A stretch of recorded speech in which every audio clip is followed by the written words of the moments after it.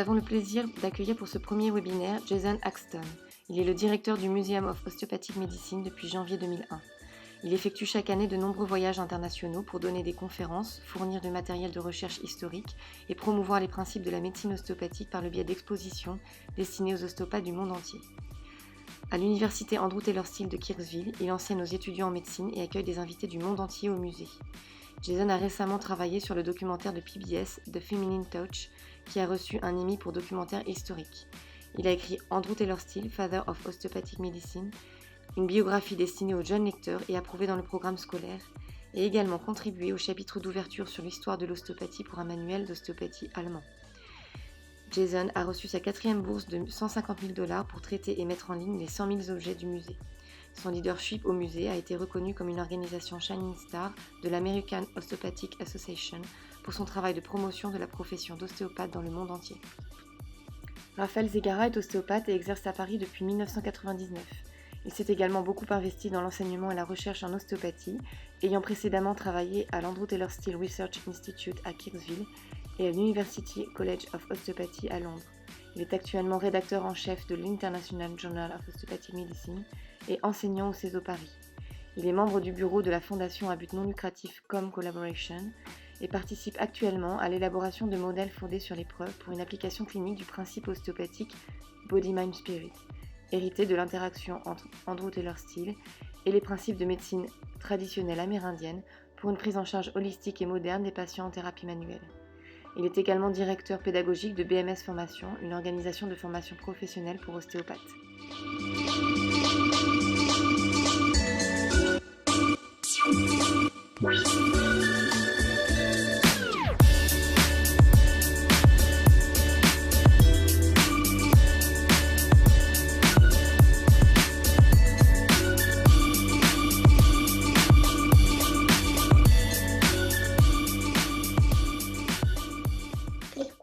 So what makes osteopathy unique in the world?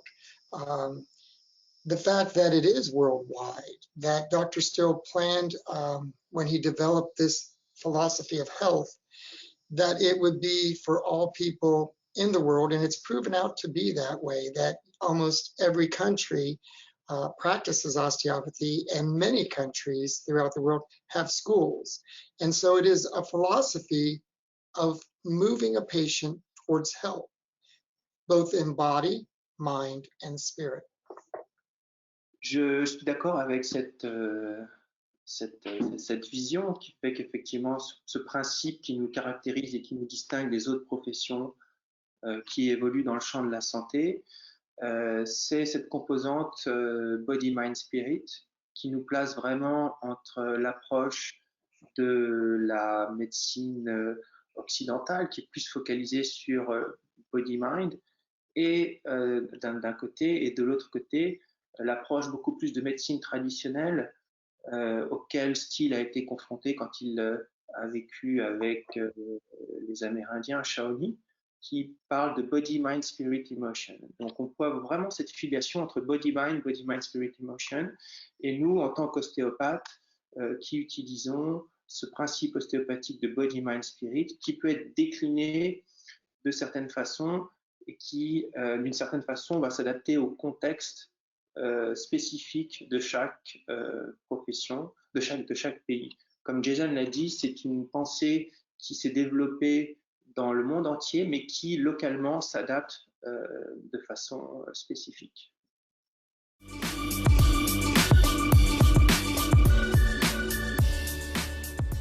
Alors je vais répondre.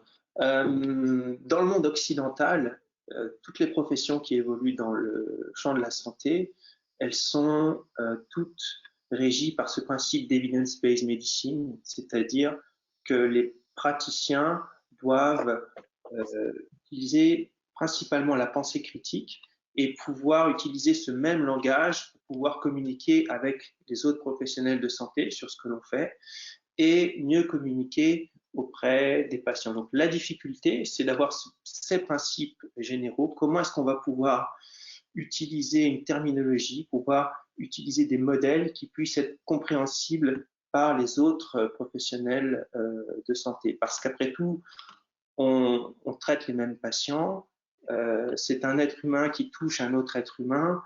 Dans le champ des thérapies manuelles, il n'y a pas tant de possibilités que ça, en fait. Soit on touche, soit la technique, en fait, c'est un toucher léger, soit on appuie, soit on tire. La peau, les muscles, les articulations. Donc, ce qui va faire notre spécificité, c'est d'essayer de comprendre ce qui se passe au niveau physiologique et surtout qu'est-ce qu'on va chercher à obtenir. Est-ce qu'on veut que l'ostéopathie, ça soit une profession qui se rapproche plus du body-mind, c'est-à-dire qu'on va être plus focalisé sur les symptômes des patients, donc au niveau musculo-squelettique, c'est-à-dire améliorer la fonction, récupérer du mouvement, diminuer la douleur, ou est-ce qu'on se rapproche plus du body, mind, spirit, emotion des médecines traditionnelles, où on va travailler beaucoup plus l'état de santé, tel que Steele l'avait vécu, et là heureusement qu'on a Jason qui va pouvoir nous apporter des précisions, si jamais notre interprétation est un petit peu erronée, c'est que l'ostéopathie travaille d'abord et surtout pour améliorer l'état de santé. Mais pour cela, il nous faut des modèles qui puissent être opérationnels dans le monde d'aujourd'hui et donc qui incorporent cette notion d'evidence-based medicine, de pensée critique, pour que l'on puisse conserver notre propre spécificité. And so, in the United States, working with the traditional body, mind, spirit, we have, of course, the physical of the body and anatomy, which Dr. Still said you could never have enough understanding of this area. And to remember that in death, the body changes. And so though anatomy work is very important, we have to also understand there is a difference. We look at this with the intangible of the spirit, which is what makes each person unique. And so this intangible with the body comes together through the mind, which is a thinking process. And so each person is unique. And so as we work with osteopathy, we work with the individual. And the whole idea is to move that person towards health. And the areas, which would be, of course, the body, which is the physical. You also look at the diet. You look at exercise. But then there's the aspect of the mind, and that is what relates to the spirit. And so we must not just think of manipulation, but we must think of the whole health of the person through what they're doing with their body. And we take the person where they're at, and the goal is to move them closer towards their health. And that is the best defense against disease. We're actually seeing currently in the COVID virus that those that have maintained the healthier bodies fight off the disease better than those that have an extra 20 or 30 pounds of weight, those that might be smoking and have respiratory issues, those might have high blood pressures. Weight alone adds to most of the problems of health. It's an excess amount of energy. And Dr. Still was like, we should always watch in proportion to our diet. He would always eat small meals all day long in order not to create an excess. And he lived in fairly good health through his life. So as we look at the 4 aspects of diet, exercise, mental health, and manipulation to put abnormal back into normal so that there's the natural flow of health through nutrition in and waste out of the body. Je suis tout à fait d'accord avec cette vision, bien évidemment. 2 petits commentaires, c'est-à-dire qu'aux États-Unis, donc les ostéopathes sont médecins également. Enfin, les études, c'est le seul pays au monde où il y a 2 professions médicales, ce qui fait que dans le contexte, ça peut être compliqué en dehors des États-Unis pour des professions de santé qui n'ont pas le droit de prescrire, qui n'ont pas le droit de faire de la chirurgie, ou comme en France, les ostéopathes qui ont seulement un titre professionnel, de pouvoir utiliser ces principes sans avoir un support physiologique, un modèle physiologique qui soit opérant pour parler du body, mind, spirit. Il y a aussi le contexte américain également, puisque j'ai eu la chance d'être directement un collègue de Jason pendant 2 ans avec ma famille. Aux États-Unis, c'est marqué sur leur billet de banque, ils croient en Dieu. En France, c'est différent parce que depuis 1905, nous sommes un pays laïque. Donc, parler de non pas de la spiritualité, mais de la dimension spirituelle, quels sont les liens directs entre cette dimension spirituelle et la partie physique. Il y a des professions qui ont travaillé dessus. Ça a commencé en oncologie sur les soins palliatifs, à comment cette dimension spirituelle, c'est-à-dire ce qui représente aussi 60% des patients. 60% des patients croient, c'est une croyance, en quelque chose qui est une dimension qui est supérieure à eux-mêmes. Donc, comment est-ce qu'on inclut ceci? Donc, les ergothérapeutes ont réfléchi dessus, les médecins ont réfléchi dessus, les ostéopathes n'ont pas encore, ça fait partie de notre travail actuel, c'est de construire un modèle qui soit opérant, qui puisse être similaire à ce que font déjà d'autres professions dans le monde de la santé, avec une approche orientée par les preuves scientifiques, pour qu'on puisse vraiment avoir un modèle holistique qui puisse prendre, effectivement, comme l'a dit Jason, l'influence de l'alimentation, l'influence de croire ou de ne pas croire, en plus, effectivement, de la spécificité, de l'action spécifique de la thérapie manuelle.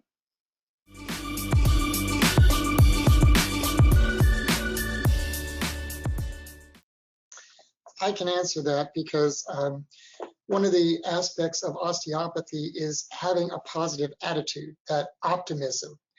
This is something that is, again, kind of intangible. And so Dr. Still has always said that the patient needs to believe they can get better.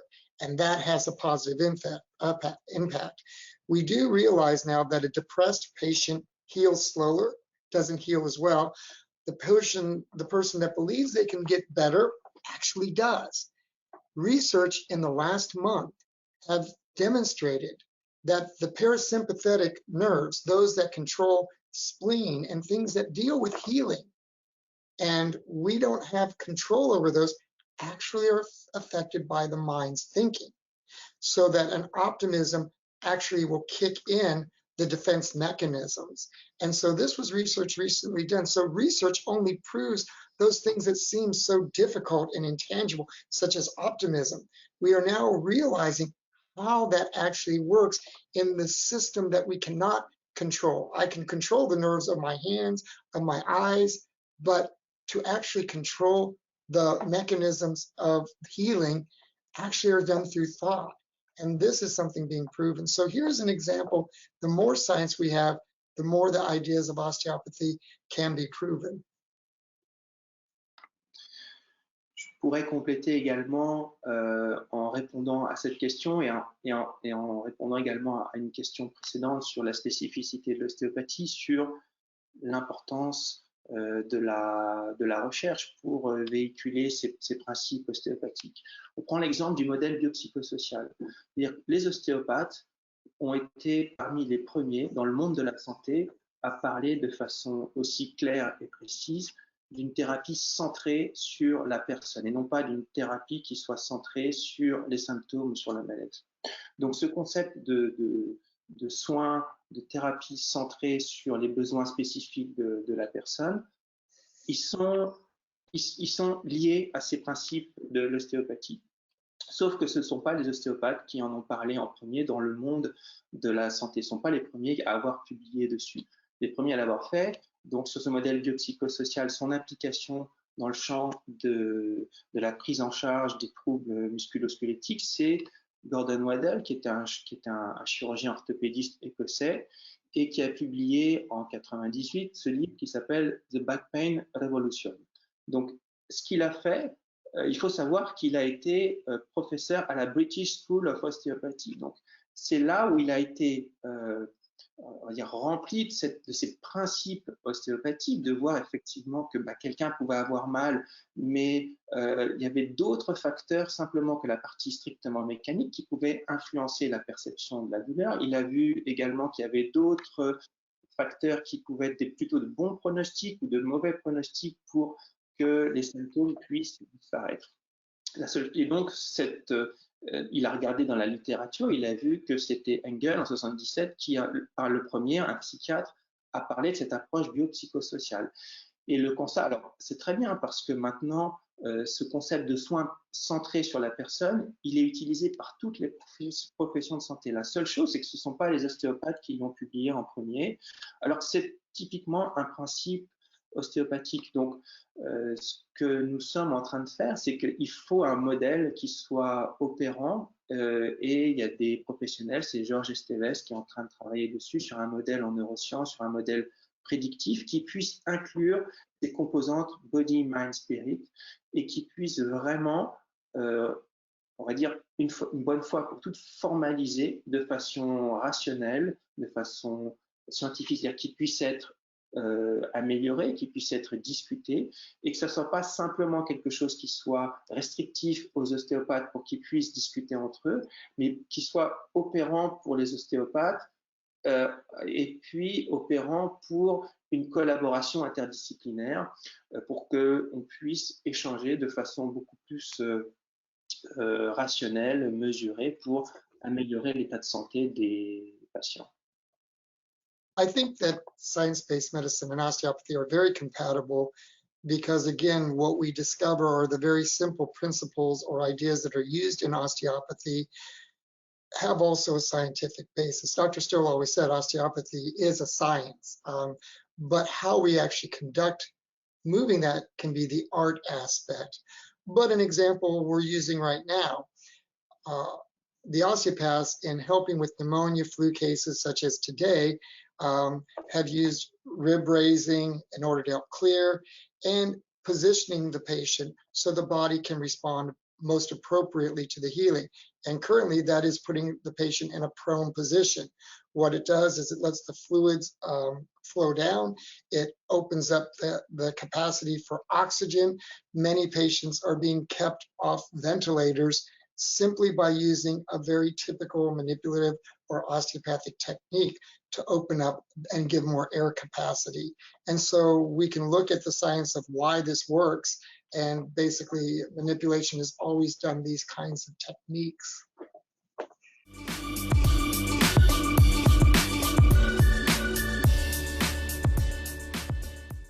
I think we're seeing that the historical data with modern science and things are working well together. One of the struggles in the United States has been that with osteopathic medicine, which follows all aspects of health, has always incorporated the aspects of manipulation and health in the actual curriculum, so there is a complete locking and blend through the education.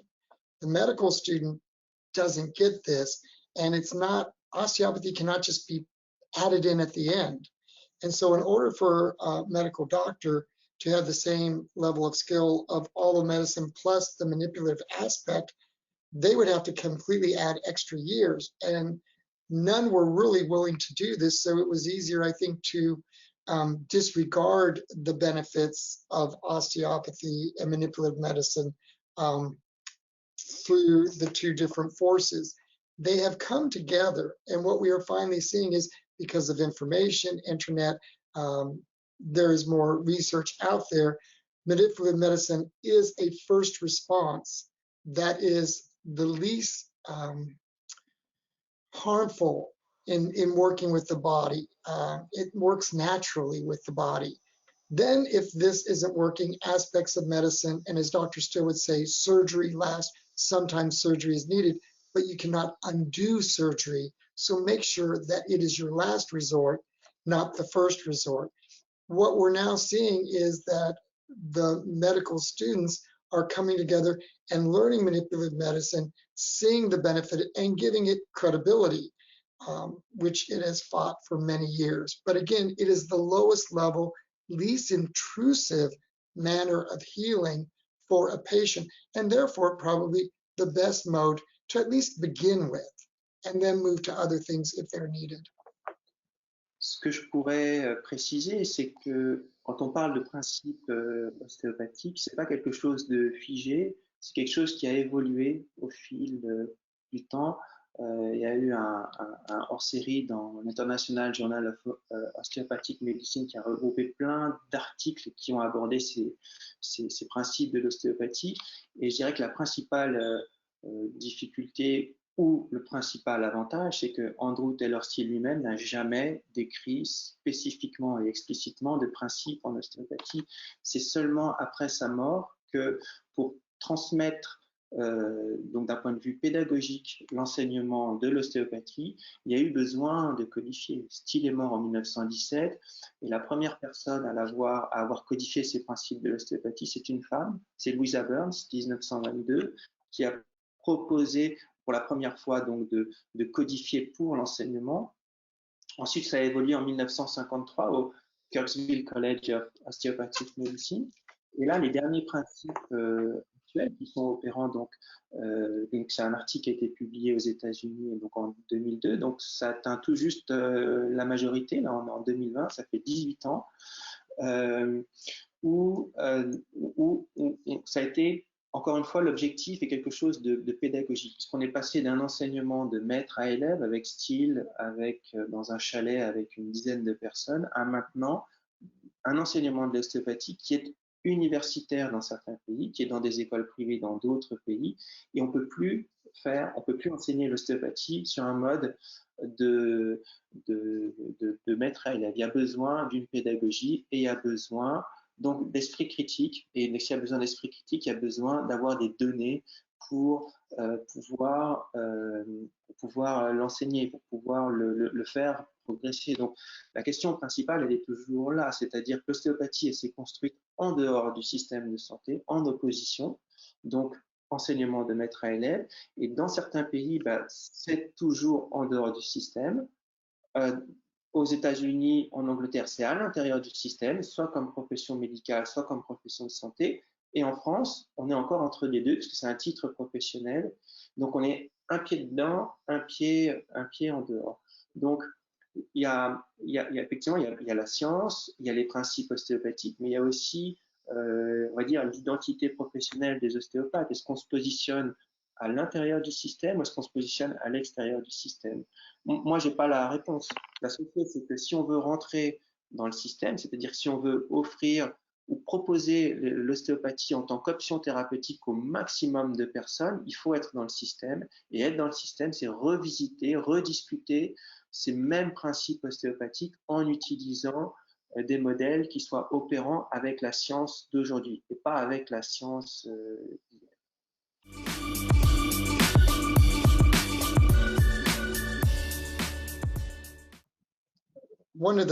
One of the principles that we look at, as Dr. Still likes to call it, is the rule of the artery, but the flow of the blood, which actually can bring in nutrition, healing, all the things that we need.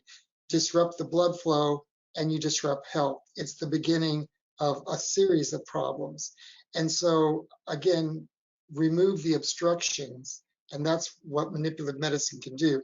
If you understand the anatomy, if you understand what is normal, which is why Dr. Still said you can never have enough anatomy, is that you have to be able to know normal to sense when things are not in the correct, because any aberration, any disruption of the natural flow starts a breakdown of the whole health process. You could think of it as having a stream. Dr. Still loved telling stories. And if you have this stream and everything's healthy along the stream, but you block the stream, now this creates a swamp of too much fluid. This creates a desert of no water, and so is the body. If the natural stream of health isn't flowing through, you won't have health. Alors moi, le principe sur lequel je travaille actuellement, c'est ce principe de body, mind, spirit. Et on travaille pour essayer de proposer un modèle théorique qui puisse inclure les neurosciences actuelles, qui puisse inclure les connaissances actuelles, pour qu'on puisse de façon claire expliquer en quoi la prise en charge ostéopathique est réellement holistique par rapport à d'autres prises en charge manuelles qui seraient centrées sur le symptôme musculo-squelettique. Donc, utiliser ce principe de body, mind, spirit, il y a des données scientifiques qui montrent que les personnes qui croient en quelque chose une dimension qui les dépasse, sont des personnes qui ont une meilleure qualité de vie, qui ont des scores de qualité de vie qui sont supérieurs aux autres. Ce sont des personnes qui ont de comportements à risque, qui ont beaucoup moins d'addiction. Ce sont des personnes, le fait d'appartenir à un groupe, quel qu'il soit, on sait que c'est un facteur de bon pronostic pour l'évolution des symptômes musculo-squelettiques. Donc, il y a plein de données qui sont collectées à droite à gauche, alors pas encore en ostéopathie, mais qui, toutes ces données, si on les joint, si on les rassemble, ça justifie, ça explique ce que Steele avait commencé à observer et que Jason vient de parler. En fait, la personne qui est persuadée qu'elle va aller mieux, cette croyance, ces personnes-là vont mieux. On sait qu'elles vont mieux. Donc, l'idée, c'est pas forcément de tout justifier, c'est d'avoir un esprit critique avec les données d'aujourd'hui, que oui, le système de croyance du patient, qu'on l'intègre dans ce modèle biopsychosocial, c'est un facteur de pronostic de l'évolution des symptômes musculo-squelettiques. Ça peut être un facteur de bon pronostic ou de mauvais pronostic. Donc, ce principe-là de body, mind, spirit, on peut travailler dessus. En tout cas, c'est ce qu'on essaye de faire pour le rendre opérant dans la vie de tous les jours pour les ostéopathes, pour qu'ils puissent l'appliquer en cabinet et que les patients, certains patients qui seraient intéressés par ce type d'approche, ils puissent savoir à l'avance ce qu'ils peuvent espérer d'un traitement manuel qui ne serait pas simplement focalisé sur le symptôme, sur la zone douloureuse, mais qui serait focalisé sur améliorer un état de santé. Et l'observation, c'est la base aussi de la science, parce que la science, on a l'impression, on dit la recherche scientifique, la science, etc. La science, c'est toi, moi, c'est nous tous collectivement, à partir de l'observation. Là, je suis dans mon cabinet, c'est ce qu'on observe là sur ma table de traitement, sur l'interaction qu'on peut avoir. On observe certaines choses. Donc la science, c'est aller regarder ce que les autres ont fait, comment est-ce qu'ils font, et pouvoir le décrire en utilisant des mots que tout le monde va pouvoir comprendre, parce que le fait d'utiliser la science, ça peut améliorer l'état de santé des patients. On a souvent tendance à oublier que l'evidence-based medicine, c'est trois piliers. C'est évidemment la recherche scientifique, mais c'est aussi les attentes spécifiques des patients et c'est l'expérience de l'ostéopathe. Donc, c'est pas simplement utiliser des choses qui ont été prouvées, c'est comment moi, avec mon expérience personnelle par rapport à ce que l'on sait qui a été publié, ce que les autres thérapeutes ont observé et retranscrit, comment est-ce que je vais utiliser ces informations pour coller au mieux aux attentes spécifiques des patients. Donc, il y a vraiment cette distinction à faire parce que malheureusement, alors on n'a pas pris l'exemple de la Covid tout à l'heure, on a vu que la science, on est d'accord, on n'est pas d'accord, elle a quand même dérivé vers une certaine, ce concept d'evidence-based medicine, il a quand même dérivé vers des choses assez extrêmes qui sont assez éloignées de ce concept où on prend en compte la vie des patients. Je prends l'exemple des articles qui ont été retirés, là, l'article du Lancet, l'article du New England Journal of Medicine. Alors, ils ont été retirés parce que les données étaient probablement frauduleuses, mais le principe même, c'est que vous avez, sur l'article du Lancet, vous avez 4 praticiens, 4 médecins dont le premier auteur est un chirurgien cardiaque qui n'a jamais vu un seul patient atteint de Covid. Donc, ce qu'ils ont fait, c'est juste récupérer des données, traiter des données, et ce type d'article, ce type de méta-analyse, c'est ce qui permet ensuite de décider des politiques de santé publique. Donc, en France, on l'a vu, au niveau de l'OMS. Et on ne prend pas en compte ou on déconsidère les informations qui viennent de l'observation de gens qui sont infectiologues. Donc, il y a eu une dérive. Donc là, on a vu que ça a été poussé à l'extrême. Donc, on travaille dessus. C'est-à-dire que la prise en charge des patients, elle ne doit pas prendre exclusivement la science, elle doit prendre l'expérience des praticiens et elle doit inclure les attentes spécifiques des patients. Well, I think it was, again, the French who developed the smallpox vaccine by observation. Milkmaids don't get sick. something is happening because they don't get smallpox. They get these blisters. No one else gets these blisters. Something between the cow and them is happening. I don't understand it, but I can observe they don't get smallpox. So he scrapes the pus, he uses it as the first vaccination, and people stop getting smallpox. The medical society is, this is insane. This man is a countryman. He cannot come up with the answer to smallpox, because who is he? He is a man that observes, as was Dr. Still, a man that observed and says, this is the way it is. Dr. Still focused on truth. Dr. Still had the unique opportunity by growing up in nature. He was not bound by money, power, title, celebrity. He survived with nature, and it was a very peaceful attitude about what is truth. And what he came up with is every person has a spirit, and they're on this journey of learning. And so my religion is love all people equally and give all people justice, fairness. And that's my religion. And that is what he went by. His attitude was, we come in as a spirit, and through the body, placenta, create this body. And when it is perfect, this little child, we are born into this world, the bigger placenta, which is basically to grow your spirit. And your life is this journey of learning. And then the body wears out, and we go on to higher learning as a spirit. So we come in a spirit, we build a body, we live this life, and we go out a spirit. The body's only there to give you the opportunity to learn. So it's self-regulating, self-healing in many aspects. And this is what an osteopath can do.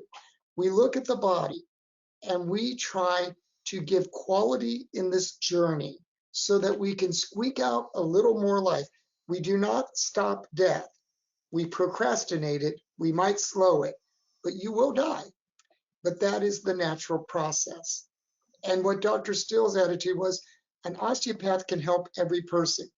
He would bring a patient in, and that patient may have cerebral palsy, which lack of oxygen at birth causes a nervous system reaction, and they may shake the rest of their life. And Dr. Still would say, this patient has cerebral palsy. We cannot stop them from having cerebral palsy, but we can give them quality. We can always make it a little bit better. And that is the unique aspect of an osteopath, is they can always help a patient's body to go a little further, to live a little better in this journey of the life of the spirit experiencing.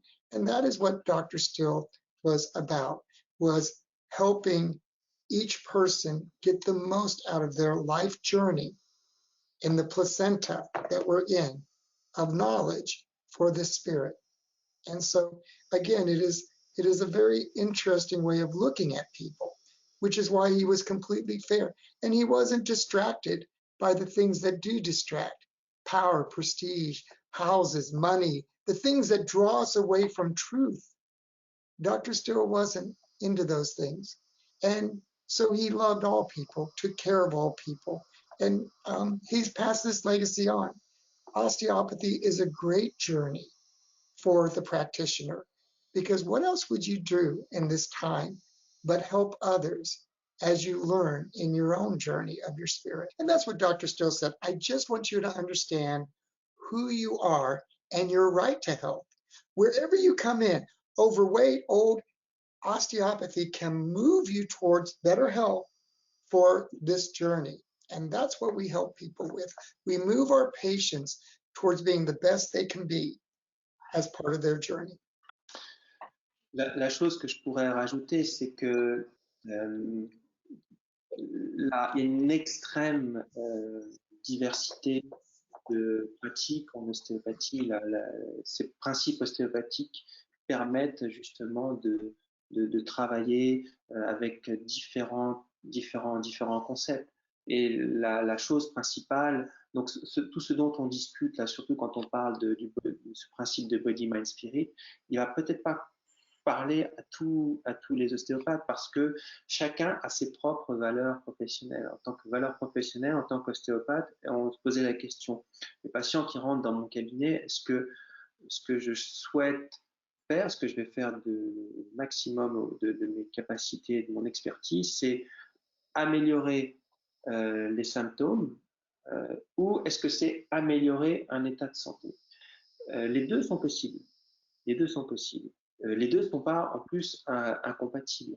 Mais si on veut vraiment améliorer l'état de santé, il y a besoin de prendre en compte d'autres dimensions qui sont issues de l'observation de la nature, qui sont issues du contact que Steele a eu avec des médecines traditionnelles, parce que tout ce dont vient parler Jason, on peut le tracer directement, c'est vraiment un héritage de ces principes de médecine traditionnelle. Donc ça peut parler à certains ostéopathes, et il y en a d'autres qui peuvent travailler avec d'autres aspects. Un exemple, on va reparler du Covid, la Covid également, c'est-à-dire qu'il y a certains, quand on a recommandé le confinement, il y a des ostéopathes qui ont reçu des coups de fil de patients, et il y en a beaucoup qui ont développé le télétravail et d'autres qui ne l'ont pas fait. Alors pareil, il n'y a pas de bonne ou de mauvaise réponse, mais si l'objectif est d'améliorer les symptômes musculo-squelettiques, que l'on sait qu'il y a 80%, 70% des effets qui sont non spécifiques, on peut améliorer beaucoup de choses par le téléphone sans le toucher, rassurer les personnes, leur montrer des exercices, leur donner quelques recommandations sur la gestion du stress. Là, ça peut aider beaucoup. Mais là, on travaille plus ces effets non spécifiques pour améliorer un symptôme. Alors que si la valeur professionnelle, c'est d'améliorer l'état de santé, c'est difficile de le faire à distance sans le toucher. Donc, encore une fois, le but, c'est pas de dire ça c'est bien, ça c'est pas bien, ça c'est de l'ostéopathie, c'est pas de l'ostéopathie. Tout ça c'est de l'ostéopathie. Parce que l'ostéopathie, c'est un métier unique, vraiment à la frontière de principes de médecine allopathique, à la frontière de médecine, de principes de médecine traditionnelle. Donc, il y a une large variété. La seule chose, c'est de pouvoir réfléchir soi-même en tant que professionnel, qu'est-ce que je veux faire à mes patients, et de trouver donc un concept opérationnel, un modèle opérationnel avec lequel je pourrais communiquer avec mes patients, avec lequel je pourrais communiquer avec d'autres professionnels de santé.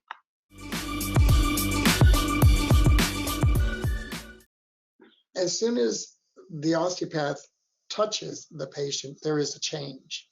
And as Dr. Still would look is that we need to connect. And one of our famous osteopaths, Robert Fulford, who knew A.T. Still and understood his ideas, was that the way we connect to a patient is absolute care. And this is why Dr. Still says, you know, we need to love and we need to be fair. But this feeling of worried about your well-being, it connects you and gives you the opportunity to really make, I think, changes within the patient. And that is something that has to be done by being there and being present. Again, anyone can read a health book and eat better. Anyone can read an exercise book and learn how to exercise and lift weights as I have. It doesn't mean osteopathy. It might be pieces, but the whole person coming together and working with them is what osteopathy is about. Taking that patient to their best health requires an interaction more than through the computer.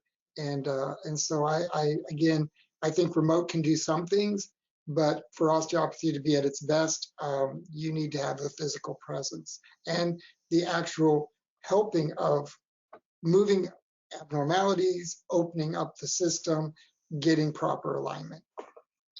Je pourrais préciser également que si on prend l'exemple donc de cette pandémie de Covid et qu'on regarde ce qui s'est passé pendant la pandémie de grippe espagnole aux États-Unis, même si les données sont inexploitables, parce que comme aujourd'hui, il n'y a pas de définition, aujourd'hui l'OMS n'a pas donné de définition stricte de qu'est-ce qu'un patient positif, par exemple. C'est pas la même chose dans tous les pays. Donc, imaginez, donc il y a 100 ans aux États-Unis, c'est difficile de regarder ces données de façon sérieuse. La seule chose qu'on peut dire, c'est que les ostéopathes, ils sont pas restés confinés.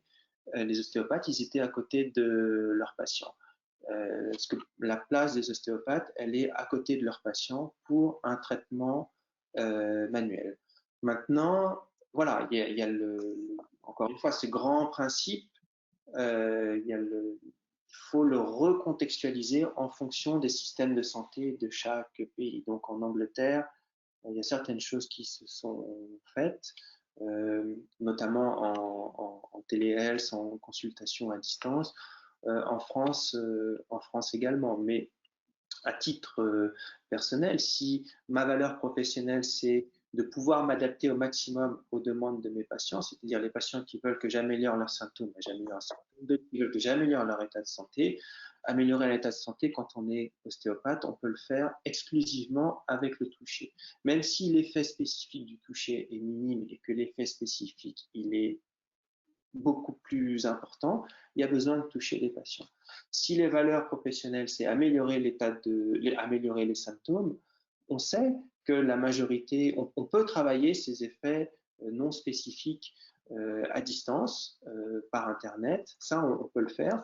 Le problème, c'est ensuite quelle va être la spécificité d'un ostéopathe, quelle est la spécificité, la valeur ajoutée d'un traitement ostéopathique à distance par rapport à la valeur ajoutée d'un kinésithérapeute qui fait un traitement à distance, quelle est la valeur ajoutée par rapport à un médecin qui fait une consultation à distance, puisque ces personnes vont utiliser les mêmes données scientifiques, la même type d'interprétation des données de la science, donner probablement les mêmes recommandations, puisqu'ils vont donner à chaque fois les best practices. Donc, et ils vont avoir en plus le même moyen de communication, c'est-à-dire Internet. Donc, la distinction, elle va être difficile. Et faire vivre les principes ostéopathiques,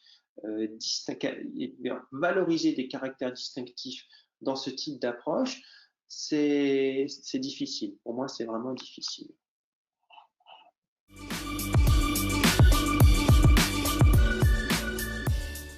I know that Dr. Still identified that once you know your anatomy, once you understand the basics of how the body works, you should be able to use your own unique way of doing things. It's kind of like when we go and watch the Olympics. All the gymnasts pretty much perform the same unique motions and tricks and acrobatics, and yet there is a difference with each one. How that person puts their own spin on it. And this is what Dr. Still saw about osteopathy. I'm not going to show you how I do it because I do it like a 70-year-old man using what I've got. You should come in with your strengths, your abilities. So understanding the basics to get you kind of a footing, but then like any, and this is the art aspect, you will find your ability to look at the science of anatomy and how to work with things and use your art to adjust to work with that patient uniquely. And I think that's why Dr. Still always left that space. He would never show the same technique twice for fear people would be copying him instead of coming up and developing their own ability and unique aspect to work with the patient. Pour ce qui est de l'enseignement des principes de l'ostéopathie, je pourrais répéter ce qui a été discuté à l'instant, à savoir d'abord quelle est la valeur professionnelle à laquelle on croit en tant qu'ostéopathe. Est-ce qu'on améliore l'état de santé ou est-ce qu'on améliore des symptômes musculo-squelettiques? Il n'y a pas un choix qui est juste et l'autre est faux, il n'y en a pas un qui est au-dessus de l'autre, les deux sont possibles parce que vraiment, ces principes de l'ostéopathie, comme on l'a décrit dans l'article qu'on a coécrit avec Jason sur ce concept de body, mind, spirit qui est hérité des médecines traditionnelles amérindiennes, on est vraiment à la frontière de ces concepts médecine traditionnelle et à la frontière de ces concepts de médecine allopathique. Donc, les deux sont possibles. Et le plus simple, c'est toujours de partir du terrain, c'est-à-dire des patients, c'est-à-dire de partir de cas cliniques et de regarder, de pouvoir s'adapter aux demandes des patients. Il y a des patients qui demandent simplement à avoir moins mal rapidement.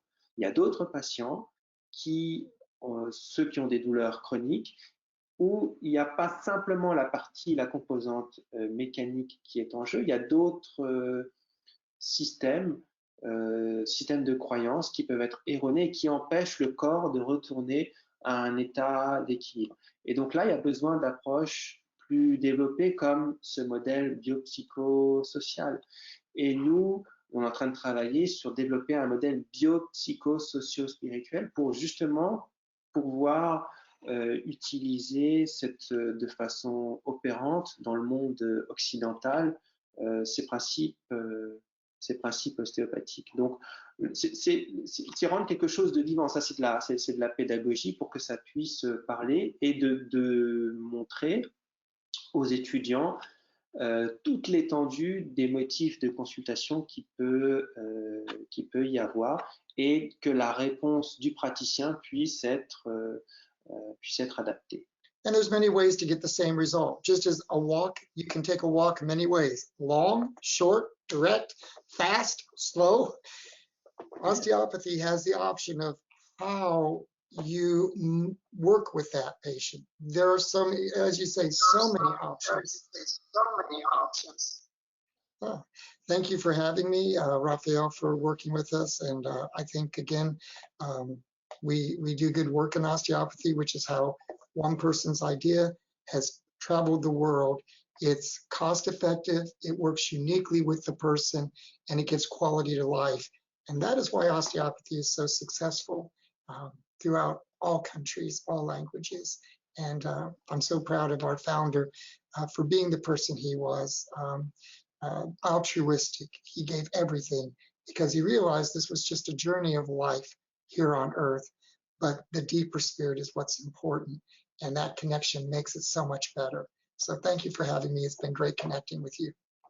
Donc, comme l'a dit Jason, c'est venu du Midwest à la fin du 19e siècle et ça a diffusé dans le monde entier cette vision unique de l'homme par rapport à son environnement. Donc, c'est vrai que ces principes de l'ostéopathie, ils se sont construits toujours contre la médecine de l'époque.